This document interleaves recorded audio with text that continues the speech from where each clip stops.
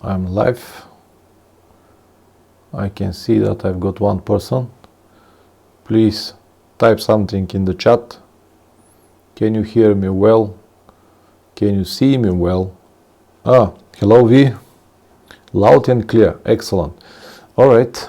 How are you doing today? You was here the last time and you're here now. Excellent. Let's wait a few minutes to get some people and then we're gonna start the conversation. Meanwhile, if you have any questions, just let me know. I'll try to reply before you even start. We're gonna make the live stream the other way around. Instead of Q&A at the end, we can start with Q&A and then I can talk about the topic how to travel as cheaply as possible. Today was excellent here in Varna. It was around almost 20 degrees. I spent like almost 200 kilometers riding around. It was fantastic. I just didn't want to come back home, but Gordon Roberts. Hi man, the usual stuff. Very good, very good. How are you doing, Gordon? Are you okay? So it was so nice that I didn't want to come back, but it is what it is. I had to be back to prepare for the stream and everything. I have a big list of things that I have to discuss in this stream now, and I don't want to forget something. You know, we have a word in Bulgaria. It said clever people make notes about everything and stupid people try to remember everything. You're going to do your first ride tomorrow. Excellent. What I wanted to say is that if you never record video, if you never record yourself, never film yourself, you wouldn't know how difficult it is to remember everything that you want to say and say it in the right moment. That's why I always prefer to have scripts or at least to have outlines for what I'm about to talk. Okay, this Patreon series is perfect for me. I love it. I'm planning trip right now and I would love to learn more about how to manage my budget. No specific questions. Excellent. I'm gonna discuss everything with very, very interesting details. Some of the details are very obvious, but some are not so. But anyway, all the tips that I'm gonna give you, they will help you to reduce the costs of your future trip. Anyway, I already waited around 5 minutes. We have 2 people, so I can start. So the topic is going to be how to travel on a budget, or how to travel as cheaply as possible on the motorcycle trip. As you know, I'm coming from a small country and I never got the chances that most of the people got. Alright, in the last few years I've got sponsors, but before that I paid from my money, my very hard earned money, all of my trips. So I know some tricks how to save money. Tenerife traveler Richard, hi. How was the holiday? How was the? He was in Spain, yeah, Barcelona. How was there? Hot and nice, I guess. All the things that I am about to tell you now, I split it into 2 different categories. The first category, it's the things that gonna save you the biggest amount of money, and the second, each one of the second, it's not that bad, but when you combine them all together, at the end, it will be a huge bill. Gordon, how often do you fill your motorcycle to the long trips? Do you wait till you get the last bar on luggage? So, Gordon, I understand your question. No, I never wait to the last gauge on the petrol tank. I usually stop every 2 hours or every 200 kilometers, whatever comes fast, usually are the hours. And every time when I stop, I plan to stop where I can see a petrol station.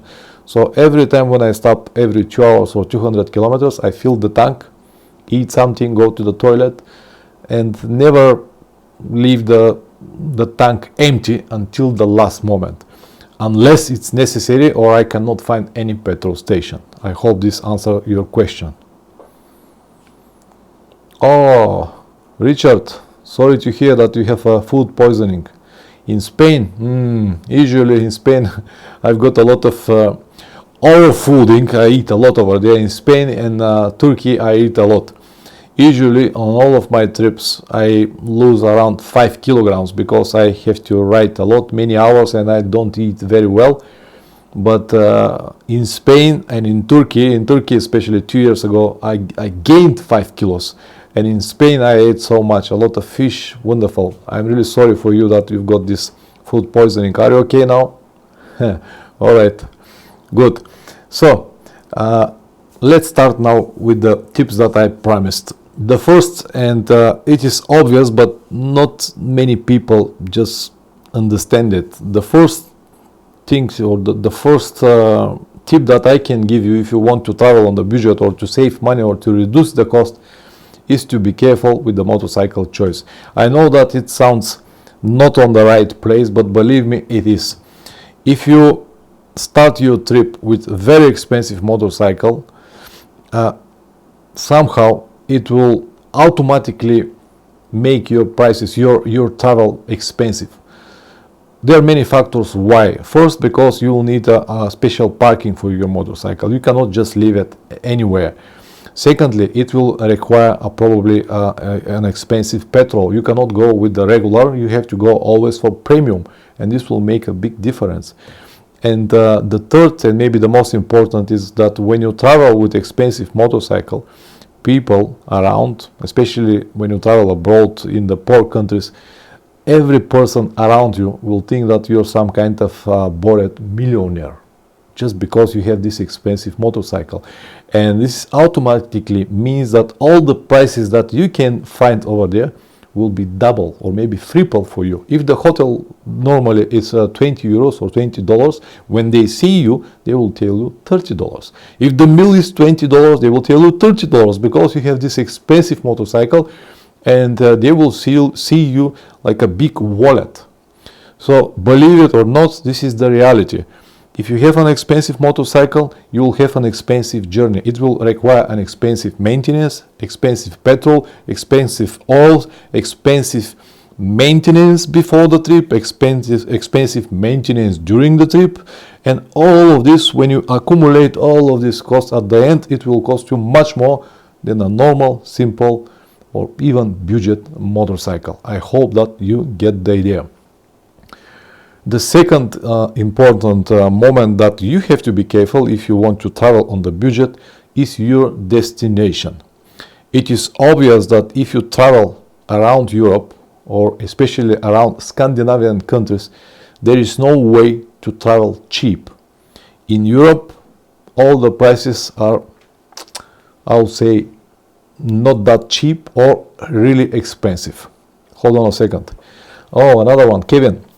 Hi, how are you, man?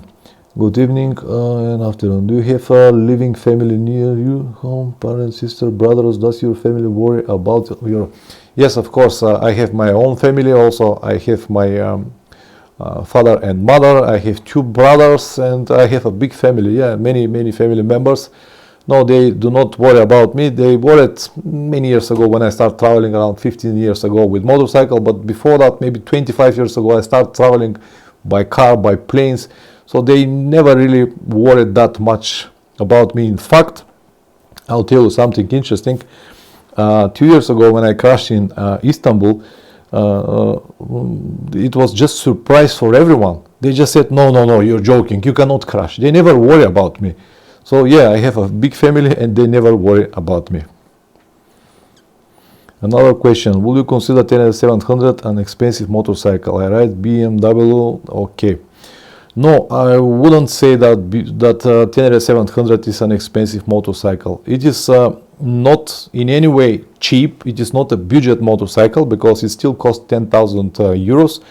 But the difference between Tenere 700 and one of the KTMs, the last model, is just obvious. When you stop one next to another, the KTM or the BMW looks much more expensive, even if they are not. And also the presumption of the people is always that when it's BMW, it's expensive. When it's Yamaha, it's alright.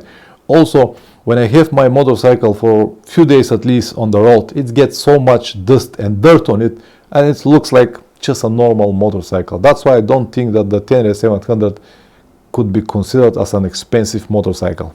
Talking about budget traveling is kind of, we would like to hear that. Okay, even if you Okay, I told you the most expensive parts, of course, around Europe and Scandinavian countries, but you can travel on a budget even on Scandinavian countries.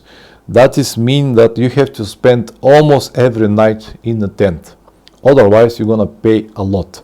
And I've been to Scandinavian countries a couple of times, and every time I had my tent with me, because without the tent, the hotels will cost you between 80 and 150 euros per night. It is just impossible to take it. So you will definitely need the tent. But don't worry, we'll come to this after a while. All the things that I'm gonna list now and everything that I'm gonna tell you in this live stream will work no matter where your destination is. So don't worry about it, we'll come to this. Alright, so we talk about this destination. So when you have a limited budget, the best advice that I can give you is to find a proper destination, because if you have destination North Cap, it is impossible to make it cheap. Yes, you can make it maybe cheaper than the rest of the people if you used all of the options that I'm going to tell you now, but it is still an expensive destination, because first, there are so many kilometers to go there. The journey from Europe and back will be like almost 10,000 kilometers. This means a lot of petrol. Then you're going to have a couple of ferries, first from Germany to Denmark, and then a lot of ferries in Norway, and the ferries will raise the price of your trip. And then you're going to have these Scandinavian prices everywhere. Expensive petrol, expensive food, everything is expensive, so you cannot have cheap journey. So destination is very important. If you're on budget, if you have a limited amount of money, I will recommend to find another destination, maybe more orientated east or right locally, or try to find another destination, because the destination will determine the price of your trip. Another example that I can give you is the trip that I've done last year around Europe and Portugal. Cost me actually 3 times more than the trip that I've done the year before in Turkey. Even though the kilometers were about the same and the time that I spent was about the same, but in Turkey I spent triple time less. The whole Turkey trip, almost 2 months, almost 16,000 kilometers, costed me 1,500 euros.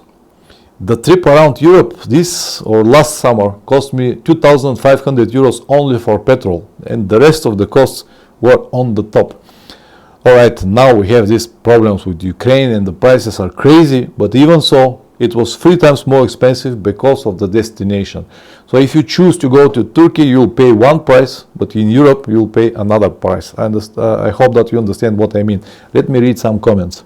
Okay, it's bad that the Royal Enfield Himalaya is a bit underpowered, or else I will have one. Just too many fairways here and regulars. Okay. Royal Enfield Himalaya, it's definitely underpowered for Europe. But if you plan to use it in Asia, it is more than enough. I've done my trip around India, Nepal on Royal Enfield Himalayan. I've got like 10,000, 15,000 kilometers almost. And I never felt the Royal Enfield Himalayan underpowered, because over there, even on the highways, when you have 90 kilometers per hour, it is already too fast because of the not so good condition of the highways, because of the traffic. So it is underpowered for Europe, but not for Asia. Absolutely, avoiding fairways is possible at all the cost of this long run. Yeah, absolutely, I agree with this. So the first thing that I told you is the motorcycle choice. If you have a cheaper motorcycle, you will travel cheap. Believe it or not, this is the reality. The second is the destination. The destination will eat the biggest amount of money from your trip. Choose an affordable destination and you can thank me later. Yes, in the Philippines I rode Himalayans, perfect. Yeah, I agree. Royal Enfield Himalayan is probably the best motorcycle to explore Asia. I can confirm that from my experience. I can confirm it. Alright, the next that I would like to tell you, it's again not exactly with cheap or expensive. It is the same for every type of motorcycle. Even if you have expensive or cheap, it will be the same. You have to do the maintenance before the trip by yourself. If you do it, you will save a lot of money. Hold on. Tenerife traveler would like to take Himalayan if time was not an issue on Mirror Road. Yeah, as I said, Himalayan is a good option. Definitely not for Europe, not only because it's the lack of power, but also for many different things. In Asia, India, and those countries, everyone knows these motorcycles, and they can fix it everywhere. But it is completely different story here in Europe. First, the spare parts. I don't think that you will be able to find spare parts that easy for Royal Enfield Himalayan in Europe. And secondly, I'm not sure that they know what to do with these motorcycles. In India, they can fix it in almost every garage that you can find everywhere, but in Europe, it's a different story. And unfortunately, the build quality of this model, it's not really good. As I said, it's a good motorcycle to travel around Asia. The idea is very good. It is affordable the price is affordable. It is not heavy, around 180 kilograms, but build quality is terrible.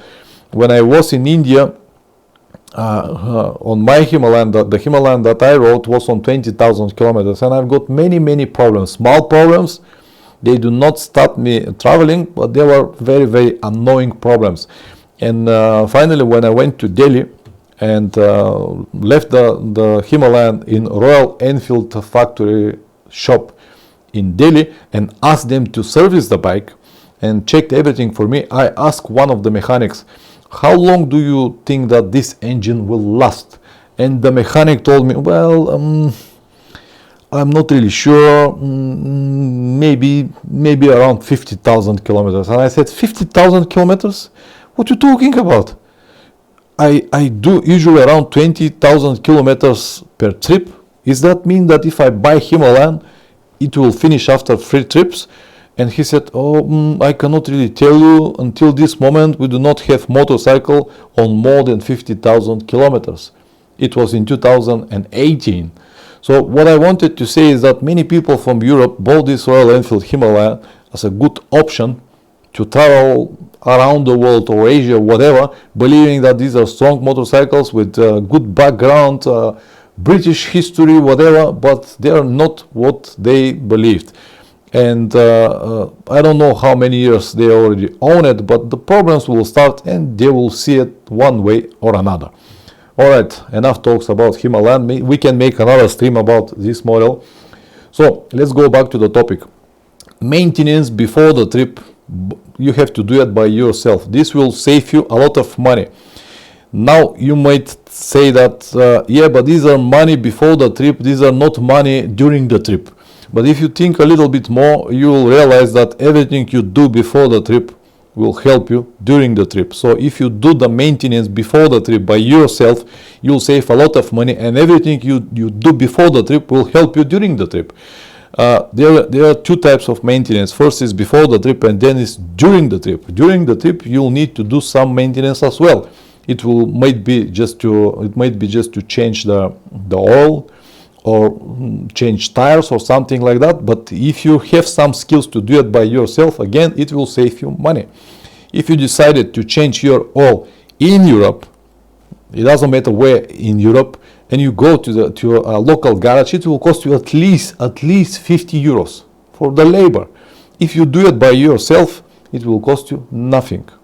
This is what I'm talking about. Maintenance done by yourself, this will save you a lot of money in long term. And when you plan your trip, you have a money for spare parts, maintenance, everything before you start. Then you have money for petrol, for maintenance during the trip, maybe for tires or everything. And when you accumulate everything, the price became bigger and bigger and bigger and bigger. And each one of these parts could save you a little money, and then in the end, it's a lot of money.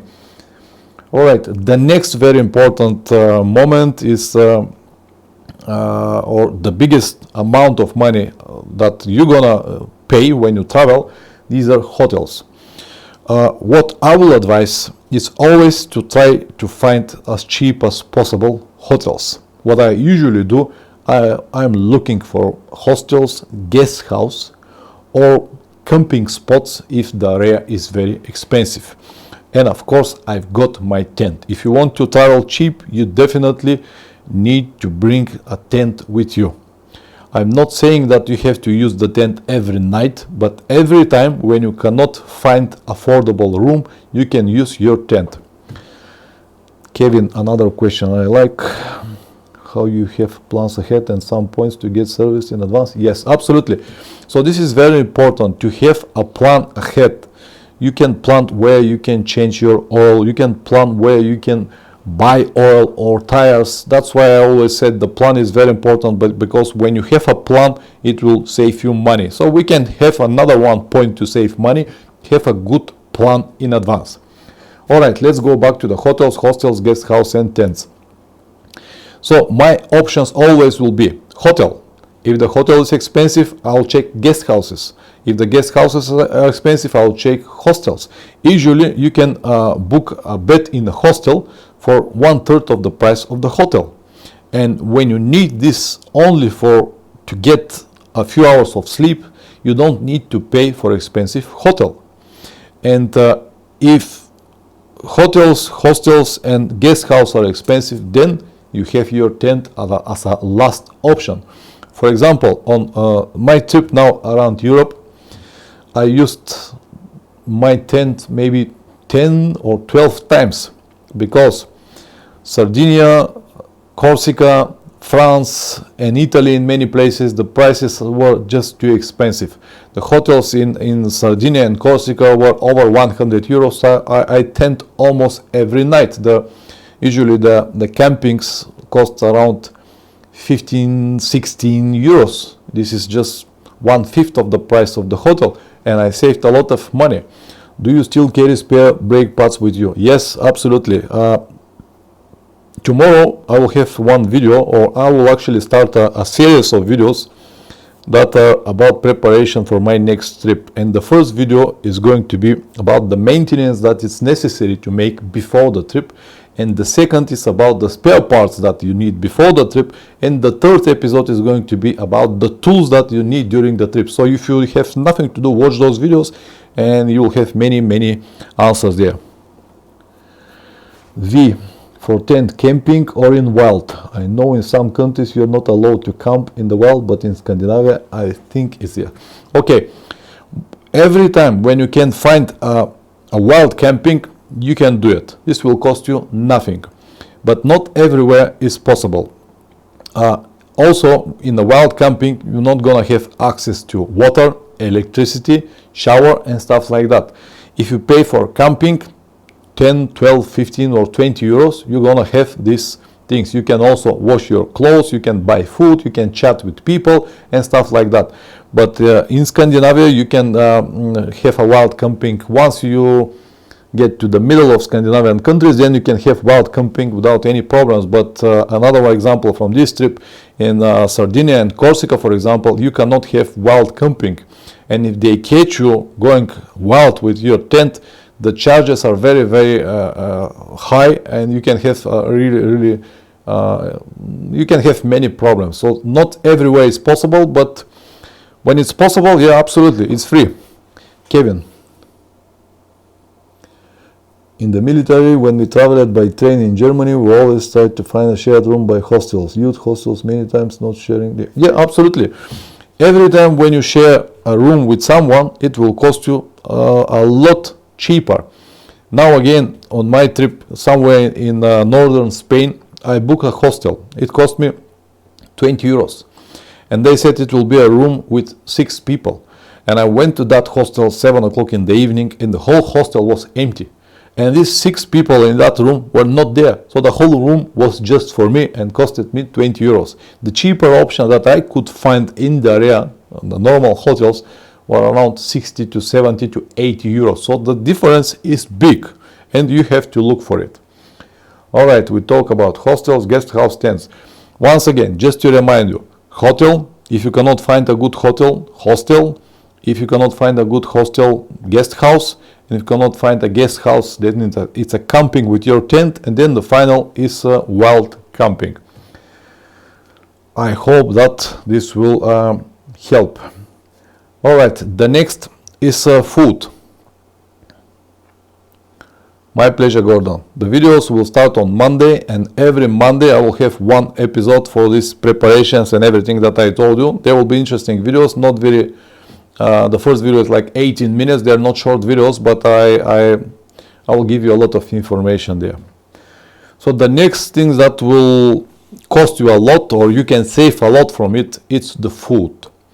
Because you know, if you plan to stop for lunch, for breakfast, lunch and dinner in the restaurants, this automatically will cost you maybe in Europe not less than 50-60 euros per day.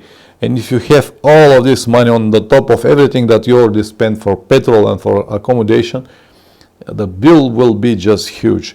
So the tip that I can give you now, or what I do when I travel, usually I've got a breakfast in the hotel or hostel or whatever I am, if they have it, if it's included in the price, I eat well, and then on the road I don't really want to stop and eat. It's not because I want to save money every time, it's just because I don't want to waste any time or stop and eat. Sometimes I do it, but not always. What I usually do when I travel, and let's say it's became like 1 or 2 o'clock in the afternoon and I'm a little bit hungry, I can stop in the first supermarket that I can find over there, buy some products and eat it somewhere around the supermarket. I just sit on the bench and eat everything, and I'm ready to go for 15-20 minutes for a very, very affordable price.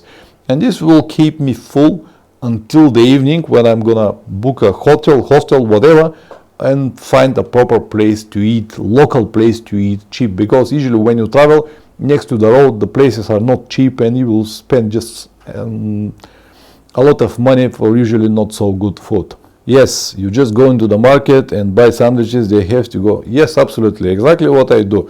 In the supermarkets, they've got just pre-packaged sandwiches, or I can have 1 or 2 bananas or apples, or you can have even coffee in the supermarkets, and you can have everything for 1/5 of the price of a restaurant. If you still prefer to go and eat into the restaurant, just go and find local places for fast food or something cheap and affordable. Otherwise, the bill will be very, very big at the end of the journey. Tenerife traveler, I would like to try the food. Well, okay, it's part of why I travel. Food is a history. If you like to taste the food everywhere, this is completely different story.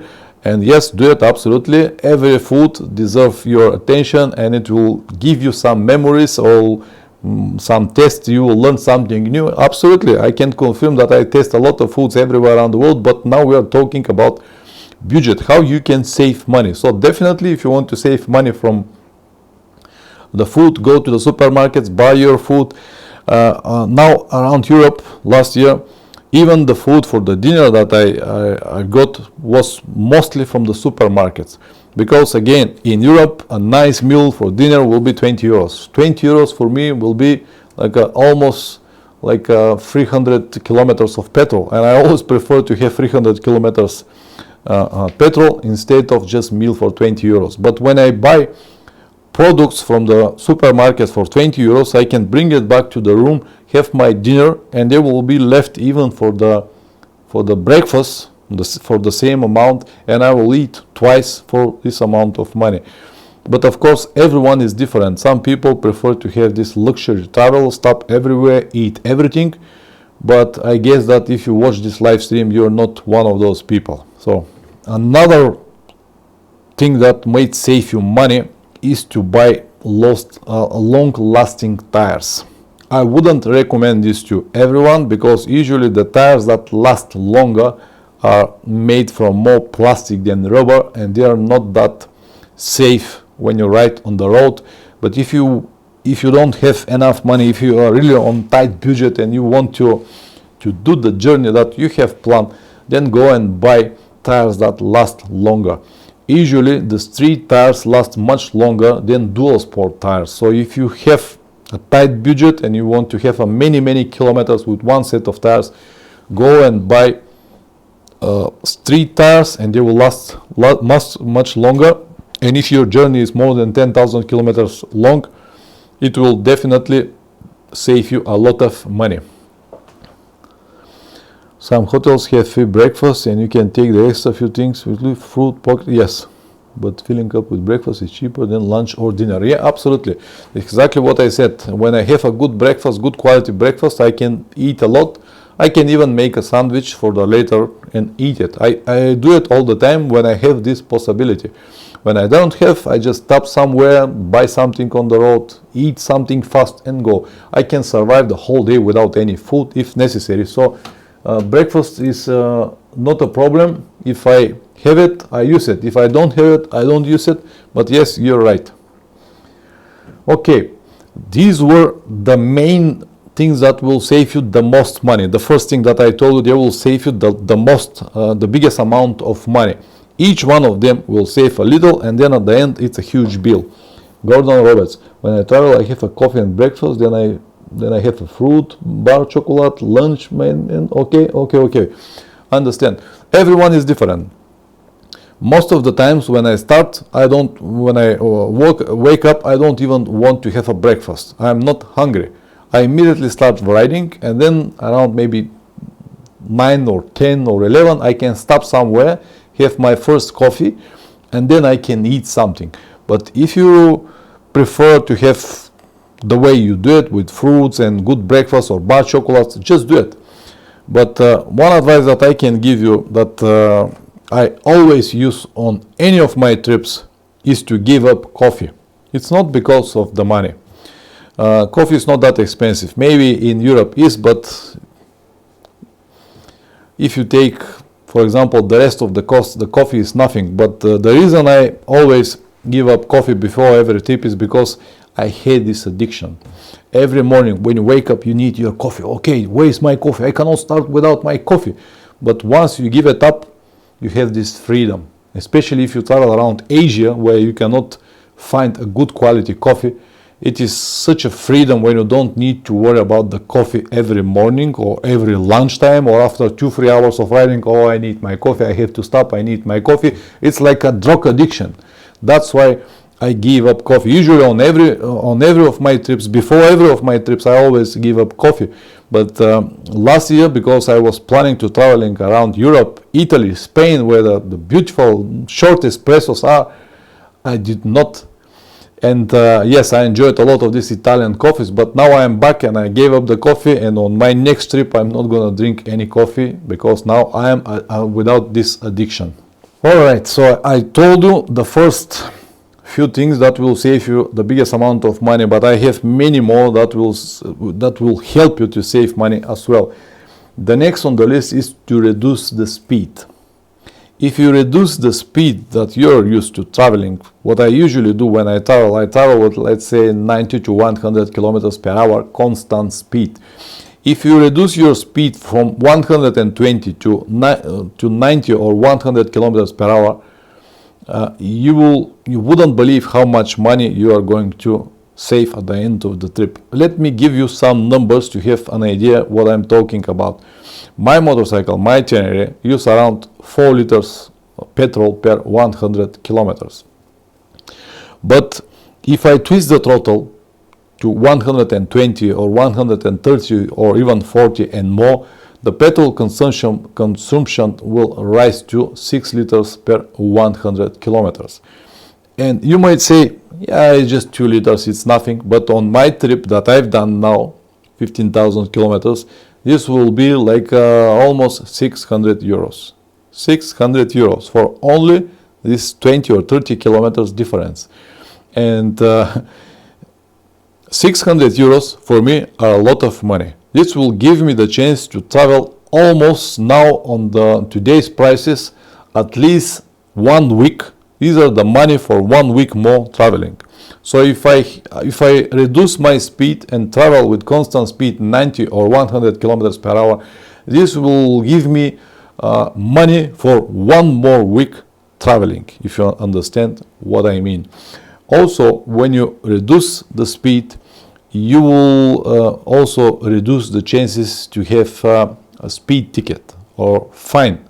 And in most of the European countries, this will be very expensive. In America, very expensive. In Australia and New Zealand, just ridiculously expensive. So when you reduce the speed, not only will save the money from petrol, but also will reduce the risk to have a ticket, speed ticket. Yeah, Tenerife Travel, absolutely. On my Rally 500X at 95 kilometers per hour, get 500 kilometers per tank. It's amazing. Big tank, no needed. Yes, absolutely. Also, many people ask me why don't I change the tank of my Tenere, because now I've got 16 liters with a bigger tank, a Service 22 liters or something like that, because I don't need it. With my tank now, I'm able to go almost 400 kilometers with one tank. But the big or small tanks, this is a topic for another discussion. But yes, absolutely, when you reduce the speed, you will save a lot of money. Not only from petrol, but also from the chances to get a speed ticket. Kevin, do you find laundry places while staying overnight somewhere? It's hard to laundry in some places, maybe do laundry in the hotel sink. Yes, in almost every hostel, there is a laundry. Also, you can find laundry on the street, but if I cannot find it, I can easily wash my underwear or my t-shirts in the hotel sink.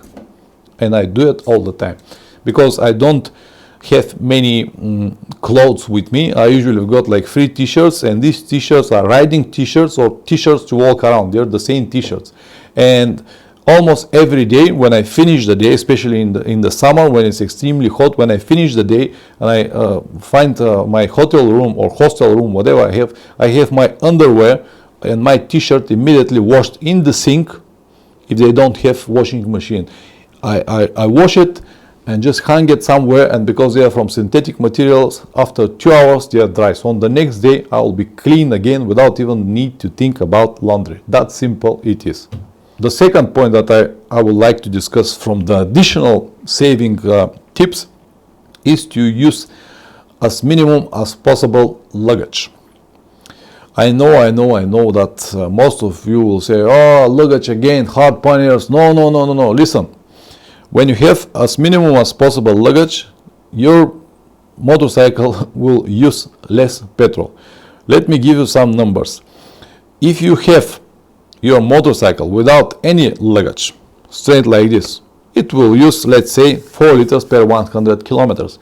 If you have saddlebags, soft luggage but saddlebags that just make your motorcycle a little bit wider, your motorcycle will use 500 grams or half liter more petrol per every 100 kilometers.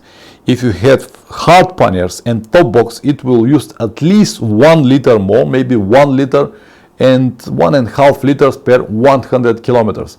You might believe me, you might not, but you can ask everyone that used hard panniers and you'll see the difference. When you have big hard panniers and top box, your motorcycle became like a sail. You're stopping the wind, and this will, of course, increase the petrol consumption with at least 1 liter.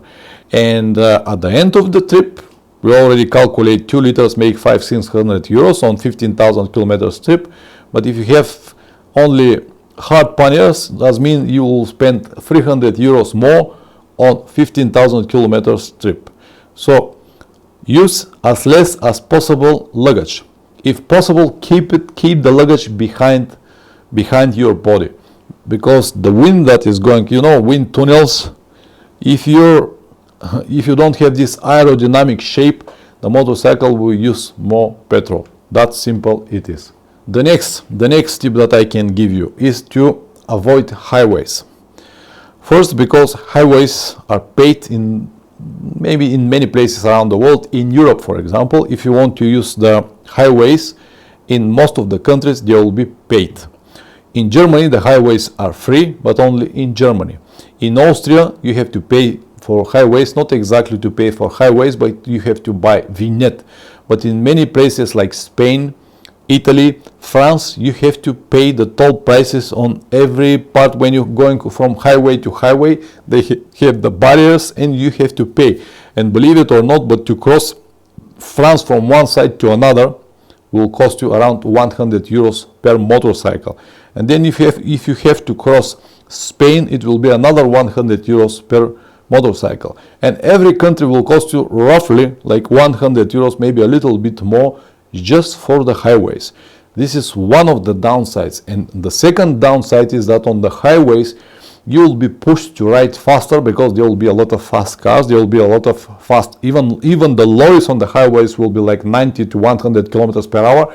And even if you don't want it, you'll be pushed to ride faster. And when you ride faster, you'll again increase the petrol consumption. I already told you about this. So in common, if you use the highways, yes, you might reach the final point quicker, but you will spend much more money. And what is the worst is that you're not going to see anything. If you don't care about the money, you're not going to see anything from the highways. Just the highways, maybe petrol stations, and that's it. End of the story. So avoid highways on any cost, and it will save you a lot of money. The second or the next on the list is to avoid big cities. If you really want to go and see big city, do it. Fair enough. I also did it many times, and some big cities really deserve to be seen, and go and see it. But always try to find a hotel or place to sleep outside of this big city, maybe in the city nearby or small village nearby or small town nearby, not in the big cities, because the big cities, the prices usually are like 30-40% more. It's not only about the prices of the hotels, but everything is expensive, even the petrol, even the food, everything. And also, if you decided to have a hotel in the middle of big city, next morning when you wake up, you will have at least 1 hour before you leave the city because of the traffic, because of the whole madness there, and this will also increase the price. First, it will be the hotel, much more expensive. The dinner will be expensive, and the traffic will slow you down, and you'll use a lot of petrol. And in the end, if you draw the line, you'll see that your expenses will rise significantly. What I usually do, if I want to see a big town, let's say you want to see Berlin, you go to and find a place around Berlin, maybe village, maybe small town, book your hotel, drop your luggage there, start the motorcycle, go to Berlin, stop in the middle of the center, see everything what you want to see, and go and do an overnight in the village nearby. On the next morning, after 5 minutes, you'll be on the road and ready to go, and you will save a lot of money. I hope it is clear now. I kind of like it stopping on the autobahn and rest stop eating, but yes, expensive to stay in the higher speed roads, and yeah, absolutely. I also enjoy it sometimes to stop on the highways and eat in this small restaurant or have coffee or drink, but usually they are overpriced. So if you, in the normal coffee, even in the middle of the city center, you'll pay, let's say, 2 euros for coffee. On the highways, you'll pay 3 euros for coffee, and everything will be more expensive, and usually the food over there is just crap. It's something for next please. Another, if you, again, we have to go back to the moment that I told you earlier, that if you have a good plan in advance, it will save you a lot of money. And let me tell you why.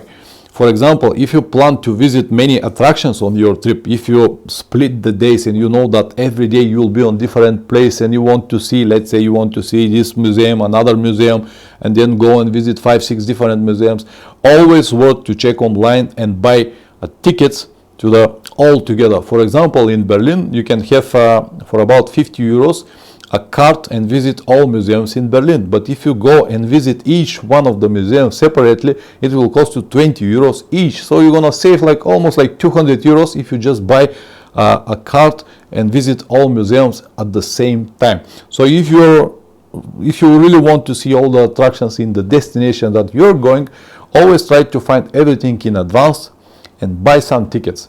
I understand that this is not always possible, especially when you travel with a limited budget and days, but at least you can try.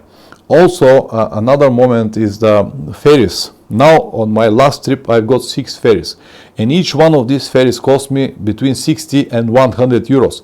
But if you buy a ferry ticket in last moment, it will cost you 20% more. So if you buy a ferry ticket a few days in advance, you'll save a lot of money. So again, a good plan, a good preparation will save you a lot of money when you draw the line at the end of the trip. Yeah, absolutely. They even sell beer at the highway stops you drive you to.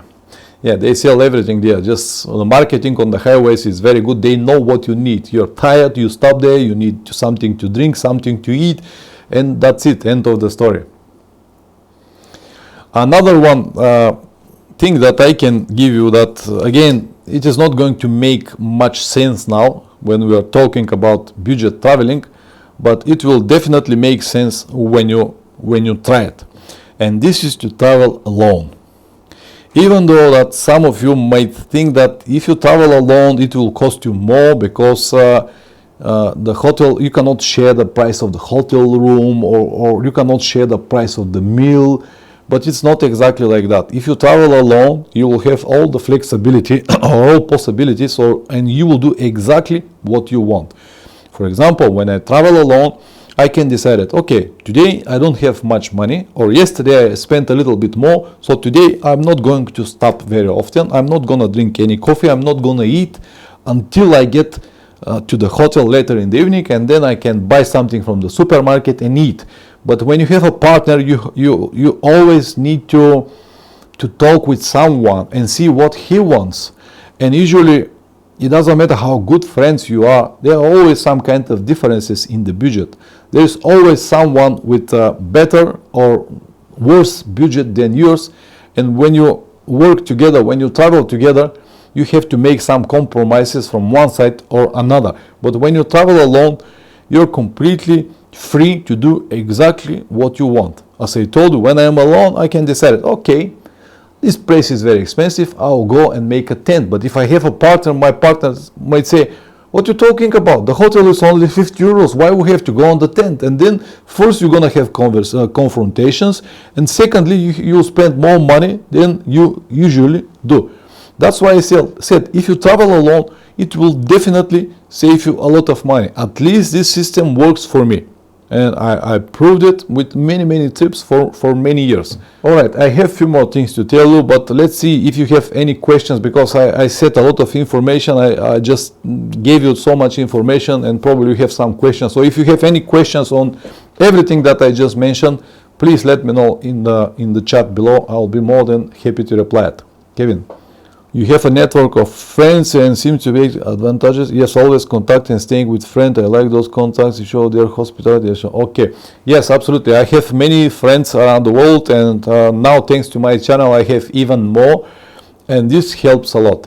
And I do it all the time for another reason. It's not to save money. I do it because I really enjoy the conversation and communication with people on the road. Because when you book a hotel, you go, okay, I finished the ride, just drop the bike, go to have some lunch, and then I can go to the hotel. What I'm gonna do in the hotel? Call home, reply some emails, maybe upload some video, stuff like that, and then I will go to sleep. But when when I'm invited in someone else's house, then it's completely different story. I can communicate with this person. He can show me the places around. He can give me some important insight, information that it is priceless for me. I'm even happy to go out with this person and pay a dinner that will cost me more than the hotel itself, but to have this possibility or this chance to talk with someone or to go to someone's house, if you understand what I mean. Thank you very much, Richard. Local guides know best. Yeah, absolutely. And this is another story. When you know the locals, they will give you so much information. So every time when I travel, as you know, I have my plans, I have my routes, I have everything. But when I reach a certain point, when I'm invited in someone else's house, for example, we open the map and we start to discussing my route. And usually the local guy will tell me, oh, you plan to go to this place.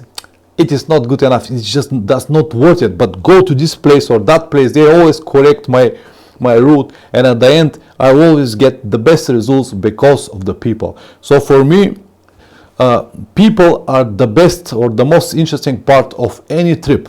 Attractions are nice, roads are nice, motorcycling, traveling, all of this is wonderful. But the people that I can meet on the road are why I travel. That's why I will always prefer to stay in someone else's house, not because of the money. Yes, you save money as well, but as I said, I can spend this money to go out to make dinner or something, but the rest is just priceless, especially when you have the chance to go and meet people from a different culture. For example, I'm Christian, but I have met so many Muslims around the world. And these people are fantastic. I have experienced so many things that just left me without any words. I was like this, huh? Someone need to go and close my jaw. I couldn't believe what I have experienced. And this is just priceless. Priceless. End of the story. Any more questions? Oh, I have a record today. I have 7 people on the stream. So far the maximum was 6. Remy, hello. Do you have to buy some road tax stickers to put on bike when you enter in Bulgaria? No, in Bulgaria motorcycles are free. You can ride everywhere without need to do and pay for anything. Gentlemen, I must excuse myself. Very interesting. Thank you. Okay, thank you very much for coming, Richard. See you next time and all the best to you. So in Bulgaria you don't have to pay anything, but in many countries you have to pay. In Romania it's also free, but once you go to Hungary then you have to pay a road vignette. It is the same for Slovakia and Slovenia, Czech Republic. In Germany it's free, but in Poland you have to pay again. It's a road vignette. So in most of the places you have to pay a road vignette. Yeah, any more questions, guys? Now is the moment for questions. Anything you want to ask, it might not be on the topic that we discuss. Of course it will be better, it will be beneficial for the rest of the watchers or people who are active in the chat if it's on the topic that we discuss, how to travel as cheap as possible. But it might be on another topic, no problems whatsoever. What toiletries do you take with you on the long trips? In fact, nothing. On the long trips, the only things that, or if you mean these cosmetics or stuff like that, the only thing that I carry with me, this is a soap and a dry deodorant, which I used under my arms. That's it, nothing else. I don't carry any perfumes, I don't carry any shaving creams, because on the trips I never shave myself. So that's it. Sometimes it depends on the trip, but if the trip is in the more wild area, I can have some washing. It's not a washing powder, it's like a liquid washing material in the concentration, small concentrated containers, and with this container I can wash my clothes probably around 30-40 times. This is what I take sometimes with me, but not around Europe. In Europe you can have a soap in every hotel that you book, but anyway I have a soap with me, my toothbrush and tooth cream, and that's it. That's everything that I carry with me. I hope that this is the question that you ask, Wim Ross. So in common, guys, let me summarize everything for you. First is the motorcycle choice. The cheaper the motorcycle is, the cheaper is going to be the journey. The second is the destination. The destination will determine the price of your trip. If you go to Europe, it will be one price. If you go to Asia, it will be another price. If you're on budget, I will always advise to go and travel east or travel locally. This will save you a lot of money. And the next maintenance before the trip and during the trip. Do it by yourself, and it will save you a lot of money at the end of the trip. You wouldn't believe it how much money you already saved. The second is to use as cheap as possible hotels, if possible hostels, guest houses. Then if they are not affordable prices, you can have a camping spot or wild camping. Definitely you'll need a tent if you want to save money. Then the foods need to be, of course, if you want to save money from the food, buy it from the supermarkets, not from the restaurants. This will save you a lot of money. If you don't want to do it every day, do it every other day, and again you're gonna save some money, and it will help you to travel more. And another tip that I told you earlier, if you want to save money, buy tires that last longer. I cannot recommend really this, because the tires that last longer does not work so well on the asphalt, but it's an option to save money if you're really on tight budget. Then reduce the speed. Reducing the speed will save you at least 20% of the money that you're gonna spend for petrol. Believe it or not, this is the reality. On a big trip like 15 to 20,000 kilometers, you will save more than 500, 600, 700 euros by only reducing the speed with 20 kilometers per hour, the constant speed. The next is to use some minimum luggage. The more luggage you have, the heavier you're going to be. Your motorcycle will become like a sail if you have especially hard tires and top box, and the petrol consumption will rise, and this will be a significant amount at the end of the trip.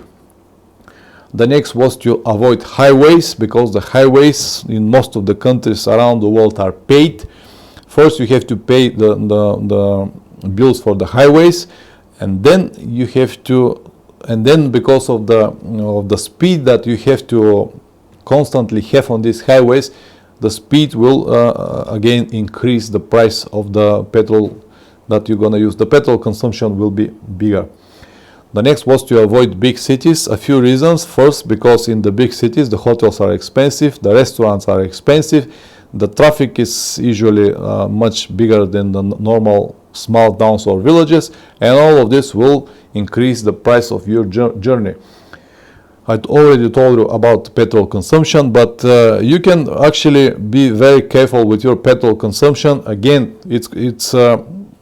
it all comes again to the beginning where I told you the motorcycle choice. If you have a big and powerful motorcycle, 1000 cc, it is impossible to have the same petrol consumption as a simple motorcycle that is with 600 cc. So if you want to save money from petrol, definitely do not buy the most powerful motorcycle on the world, 160 horsepower, because this 160 horsepower will take their necessary part. And then in Bulgaria we have a word, I don't know how to translate it properly on English, but it's that the race horses always eat more.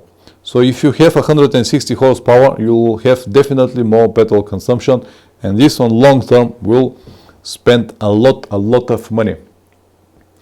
The next that I told you was to buy tickets in advance for ferries, museums, for everything. If you plan many attractions in one town or in one country, it is always worth to check online what kind of cards or tickets you can buy in advance. This can save you a lot of money. It is the same for the ferries. And another tip that I can give you that I applied this summer or last summer on my trip was I told you that I've got 6 ferries, and each one of the ferries cost me between 60 and 100 euros. But these are ferries without cabins. If I want to pay for cabin, it will be another 60 or 80 euros on the top on already expensive ferry. But to save money from ferries, I bought only the tickets for me and my motorcycle without any cabin, and I usually slept somewhere on the ground on the ferries. And I can tell you one funny story from one of my ferries last summer. It was the last ferry actually from Corsica to France. Again, as usual, it was the 6th ferry. I booked only the ferry without any cabin. And as usual, around 10 or 11 o'clock in the evening, all the people that are in the ferry, they got dinner, and after dinner they just go and they just go to their cabins. And usually the deck, the top deck, the restaurant area, everything became empty. And when this moment comes, I usually find a good place to lie on the ground, usually next to the plug sockets, to the power sockets, because I can charge my telephones, cameras and everything, and just lie on the ground and sleep like a baby, because I'm tired. They've got a big fat carpets over there, so I can sleep really well. This is not a problem for me, as long as I am able to save money. Because, as I said, cabin, 80 euros for me is a lot of petrol, a lot of food, and I prefer to spend this money traveling. So on the last ferry, I did exactly the same. When everyone went around, I just found a good spot. It was actually in front of the elevator, but this was the only place where it was empty, without any people, with big carpet and power socket, power plug socket on the wall. So I lied next to this place, plug all of my cameras, telephones and everything, have my tank back under my head, and I went to sleep. And I slept probably for around 30 minutes when someone woke me up, and he was talking to me on French and said, excusez-moi monsieur. And I woke up and said, I'm really sorry, but I don't speak French, please tell me on English, what is the problem? And I told that it's someone from the staff, and they will tell me that I cannot sleep here, I have to go to another place, because this has happened before. But it was actually a passenger like me, and he said on English, I'm really sorry to disturb you, but if you want, you can come and sleep in our cabin. And I was a little suspicious and asked him, why don't you use your cabin? And he said, no, I use it, but I am in the cabin with my wife. It is for 4 people, but it's only 2 of us, and 2 of the beds are empty. So you can come and sleep in our cabin. And I said, all right, I can come. So I went to the room, and they were really nice young people, like 35 or maybe 40 years old, from Germany. And I was so surprised to see that the German people just invite me to their cabin. And I was so tired, they even let me to take a shower in the shower. And I went to sleep, and I slept like the whole night without even move. But later, the next morning when I woke up, the first question that I've got to this person was, okay, please explain me. So many people on this plane, on this ship, are sleeping on the ground. I'm not the only one. There were at least 50-60 people sleeping on the ground. How did you decide to come and ask me to come to your room? I am 185, 100 kilograms with big beard and dirty and smelly motorcycle traveler lying on the ground. Why you decided to invite me in your room? And his explanation was very simple. He said, well, we were coming back with my wife from dinner. And then, yes, we saw many people are lying on the ground and sleeping on the ground, but everyone got something, maybe a mattress, maybe a pillow, blanket or something, but you were the only one that just lying on the ground like this without anything. And we thought that is so uncomfortable for you. That's why we invited you to come in our room. And I said, when are you a psychologic? And he said, oh, yes, I work like a psychologic in Germany. Why are you asking? I said, because only the psychological person could make this social experiment to invite a unknown person in his. Anyway, I was invited because I do not have any mattress or pillow, if this helps. Let me see here. Time some special festival activities around Europe. Get off the bike and show some festival things like a tourist. I have 2 invitations for this summer. First in Slovenia, I'll go to Slovenia. I'm invited in a local company that make dirt road trips, and they will have got some kind of event. I will definitely go there and see what they have. And the second is in September in Litva. In Litva, again, I am invited in one big motorcycle festival. I will definitely film everything and show you what it is there. Okay, person from New Zealand. You like the luggage you use from 21 Brothers. Will you continue to use this style of bag? Was surprised they make good value strap on the back. Yes, the bag that I use from 21 Brothers is the best bag that I ever had. And if I have this chance, I will never use anything else unless they make something new which is better than this, which I don't really believe. This horseshoe bag that I've got, it's the bag that I use from at least maybe 6 years already. And as I said, I don't want to change it with anything else. Last year, the guys from 21 Brothers designed another one option. They're like saddle bags, 2 saddle bags. Again, soft, with option to have different bags inside. But my bag, the horseshoe bag, it's much better because first I can have like a shape that does not move. Once I feel it and tight it with the straps on my bike, it's like a part of the bike. I don't feel it at all. And it is 50 liters, but in practice you can have like probably around 40 liters inside. But this is more than enough for me. And yes, I am very, very happy owner of this bike. I can highly recommend it to everyone. And I don't want to change it anytime soon. On my next trip now this summer, I will use the same bag on all the way to Magadan. I hope that I answered your question. Any more questions, guys? Will you go to Magadan this summer? Yes, this is the plan. I'm waiting now for 24th of February. On 24th of February this year will be 1 year from this terrible war. And I just want to see what Russians will do on this 1 year annual. And I hope they're not gonna close borders or make impossible for foreigners to go, but maybe in 10 days time I'm gonna get my visa and I will start my preparations more seriously, even though I already started the preparations with the bikes and everything. So yeah, the plan is to go to Magadan if they let me go in. If for any kind of reason, I hope not, but they close the borders or they do not give visas, I will not. But if everything is alright, yes, the plan is to go to Magadan. Wim Ross, how long before do you book the ferry before? Long before this? Okay. Usually I try to book the ferries at least 1 day in advance. I don't want to book it many days in advance, because in the motorcycle trips you never know will you be make it. Maybe how I have to say, I don't want to book it 3 days before that, because something might happen and I might not get into the ferry. But they always got an option. When you buy a ferry tickets, you can buy a little bit, you can pay a little bit more and have this flexible ticket that you can change later. But at least 1 day in advance will give you a better price for the ferry. Like long way around series, Magadan, amazing. Yes, absolutely. Thank you very much. On which road you'll take to Magadan? The road to Magadan is actually one. It goes from Yakutsk, go northeast direction Magadan, and there is another one option, summer road, which is short road somewhere in the middle. But this summer road is almost impossible to go unless you have a boat. So once I get to this point, I will see what is the condition of the road, and then I will decide will I try it or not.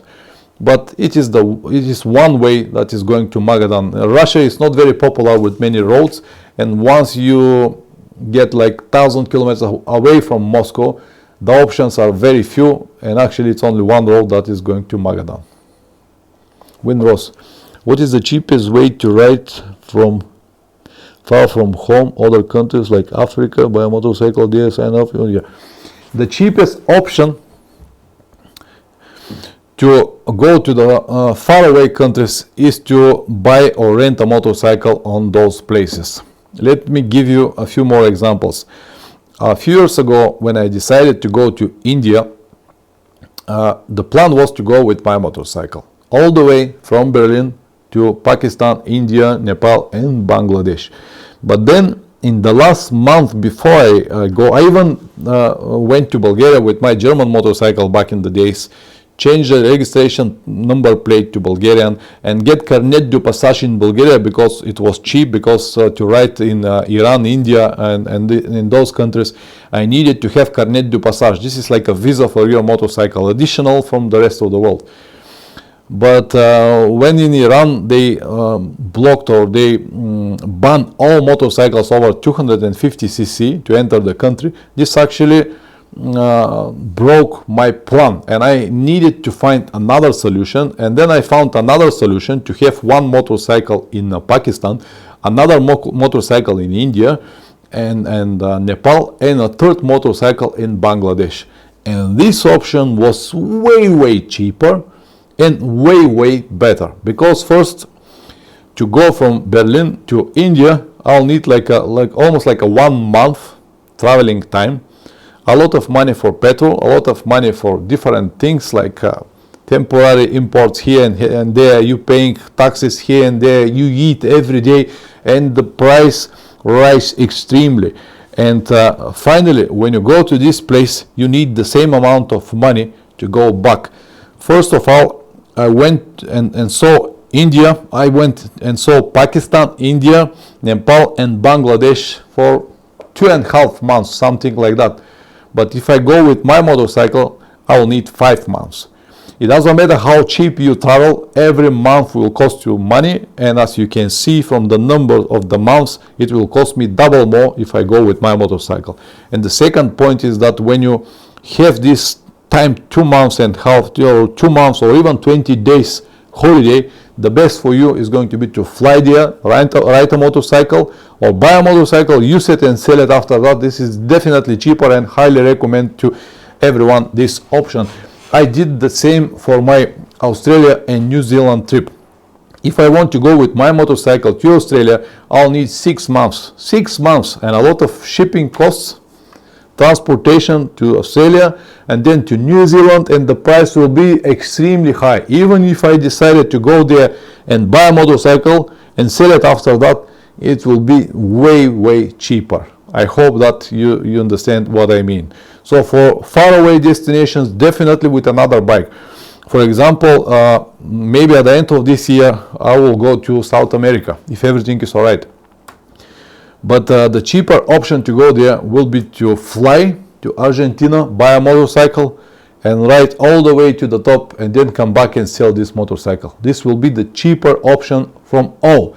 If I need to go with my motorcycle, only the transportation cost will exceed 2,000 euros. And then will be on the top of this will be the price for everything else.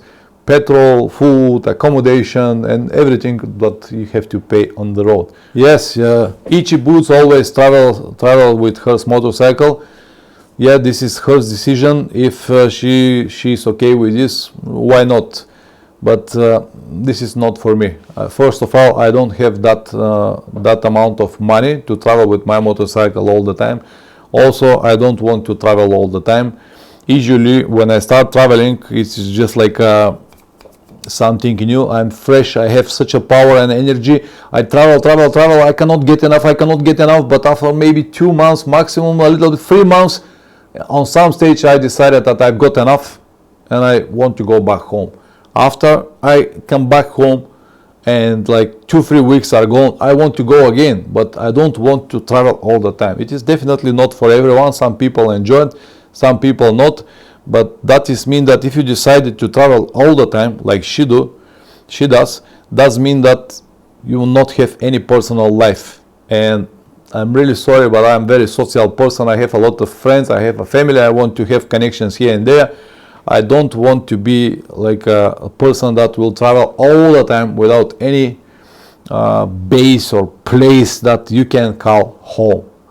Definitely not for everyone. I wish her all the best with the travelings and everything, but this is not something that I would like to do. Thank you very much, Kevin. The same for you. Have a great weekend. Yeah.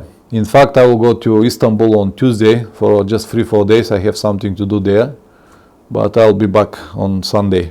Still 6 people. Thank you very much for coming, guys.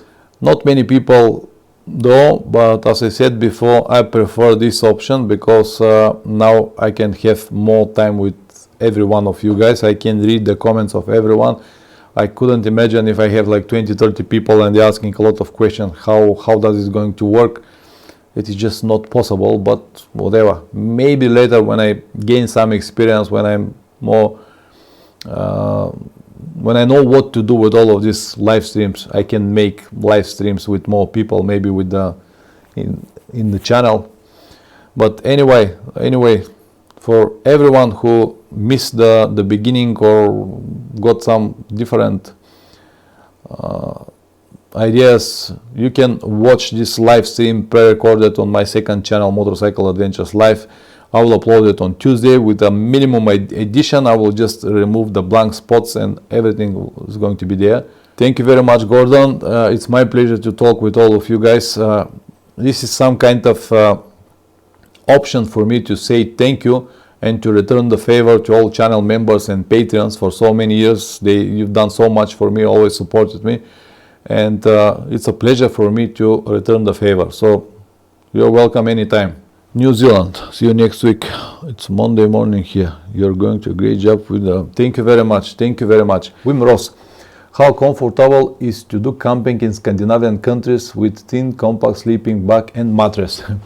Not very much. Scandinavian countries, depends on that on what part of the year you will go, but usually they are different from the rest of the world, which is mean that you'll need a thicker mattress and better sleeping bag. You cannot just go with a small summer sleeping bag that you have to travel around Spain or Italy.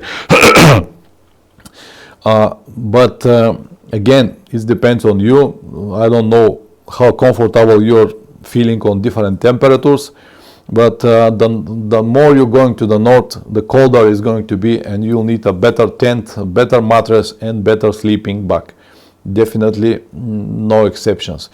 So if you plan to stay there mostly on the camping, make sure that you have a good mattress and good sleeping bag. Definitely. There are many small light sleeping bags, but they usually are very expensive. Like small like this will cost you like $200-300. There are some kind of natural materials with feather inside. They're very light but expensive. Mattresses, definitely with air. It could be self-inflated or just inflatable mattress, but make sure that you have a good comfort, otherwise you'll be tired all the time. I'm from Norway. I use 14 buck in the mountains in the summer. Okay, all right, fair enough. Unfortunately, you have to explain to the rest of the people that the summer in Norway is usually on Thursday. It's very short and your understanding for summer or what you use for the summer might not be the same for the person who is from Spain or from Italy. So it's a big difference on it, but thank you very much for adding this information, Remy. Once again, to remind me, for everyone who came late or who missed the beginning of the conversation, this live stream will be online on my second channel, Motorcycle Adventures Live. You can find the link in the description. Over there I will just edit it very little, remove the blank spots and upload it on Tuesday. So for everyone who missed the beginning of the conversation, you can watch it over there. As I said, I've got a new video for Monday. I've got another one for next Monday. The videos are already done because I won't be here for 1 week. I'll go to Istanbul, Turkey to do something personal, and then I will be back. But on Sunday I will be back and probably do another stream, Sunday the 26th of February. So if you want to come and join the stream again, you're more than welcome. But for now, guys, I have to go. I still got like 2-3 hours to edit one of the videos before I go, but I will do it now. Anyway, last chance. Any more questions, guys? No more questions. All right, I'm gonna end it here. I wish you all the best. Always ride safe and see you next Sunday. Ciao.